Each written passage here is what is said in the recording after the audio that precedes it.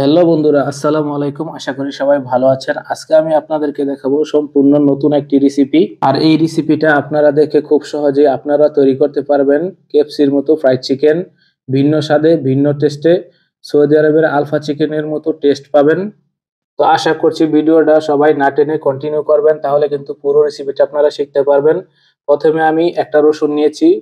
রসুনটা ছুলে আমি ব্লেন্ডারে দিয়ে দিলাম, তারপরে দিয়ে দিলাম স্যালারি স্টেক এক স্লাইস, তারপরে দিয়ে দিলাম 6 থেকে 7 পিসের মতো কাঁচামরিচ, তারপরে দিয়ে দিলাম হাফ টেবিল স্পুন আদা রসুন এবং দিয়ে দিলাম 1 টেবিল স্পুন মাস্টার পেস্ট।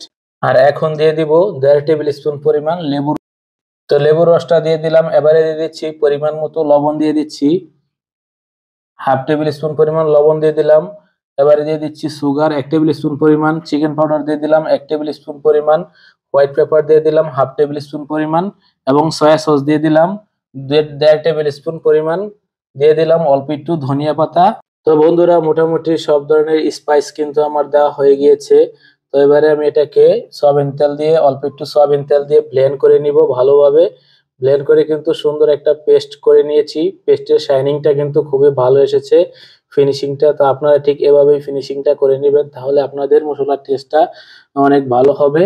আমার জানা মতে এরকম ভাবে আপনাদেরকে চিকেনের রেসিপি তৈরি করে কেউ দেখাইছে কিনা আমার জানা নেই, এবং আমার মনে হয় আমি ফার্স্ট দেখাচ্ছি। তো আপনারা অবশ্যই ট্রাই করবেন। তো চিকেন গুলা বোনলেস চিকেন বেস্ট আমি আগেই কেটে রেখেছিলাম। চিকেন গুলা লম্বা লম্বা করে একটা বেস্টকে 3টা স্লাইস করেছি। তো দিয়ে দিলাম অল্প একটু জিরার ফাঁকি এবং দিয়ে দিলাম অল্প একটু গরম মশলা, মিক্স মশলা। সবসময় তো আপনারা কেএফসি স্টাইলে বানিয়ে খানই স্পাইসি দিয়ে, কিন্তু এভাবে একবার ট্রাই করবেন অবশ্যই। দেখবেন স্বাদটা অনেক ভিন্ন রকম লাগবে এবং অনেক টেস্টি লাগবে। তো এবারে এটা আমার মেরিনেশন শেষ হয়ে গিয়েছে। তো এটাকে রেবিন করে আমি কিছুক্ষণের জন্য রেস্টে রেখে দিব। প্রায় 20 থেকে 30 মিনিটের মতো এটাকে আমি এখন রেস্টে রেখে দিব, যাতে করে চিকেনের ভিতরে মশলাগুলো সুন্দরভাবে পৌঁছে যায়।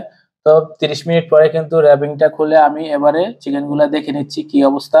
তো মোটামুটি কিন্তু চিকেনগুলা খুব সুন্দর মেরিনেশন হয়েছে। তো এবারে আমি যে ময়দাটা মিক্সিং করব, এখানে 2 বাটি ময়দা নিলাম, 1 বাটি কর্নফ্লাওয়ার নিলাম, আর দিয়ে দিলাম অল্প একটু লবণ, দিয়ে দিলাম অল্প একটু চিনি, আর দিয়ে দিলাম অল্প একটু হোয়াইট পেপার, আর দিয়ে দিলাম অল্প একটু মরিচের গুঁড়া। আপনারা যদি স্পাইসি খান তাহলে মরিচের গুঁড়োটা দিতে পারেন, আর না চাইলে নাও দিতে পারেন।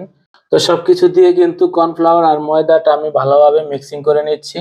আর এইভাবেই কিন্তু আমরা কেএফসি ফ্রাই চিকেনের যেই ময়দাটা আছে সেটা মিক্সিং করে থাকি। আপনারা চাইলে কেএফসি ফ্রাই চিকেনও এই মিক্সিং দিয়ে আপনারা তৈরি করতে পারবেন, সুন্দর হবে।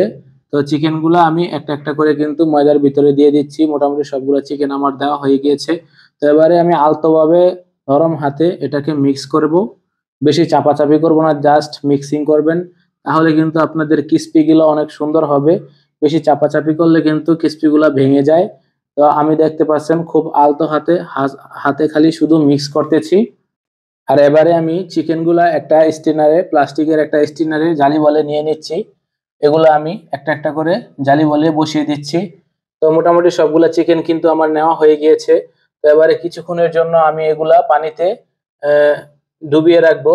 ডুবিয়ে রাখার সময় আপনাদেরকে একটা জিনিস লক্ষ্য রাখতে হবে, স্টিনারটা লাড়াচাড়া করা যাবে না বেশি। জাস্ট নর্মালি ডুবাবেন, নর্মালি তুলবেন, তুলে আস্তে আস্তে পানিগুলা ভালোভাবে ছেঁকে নিবেন।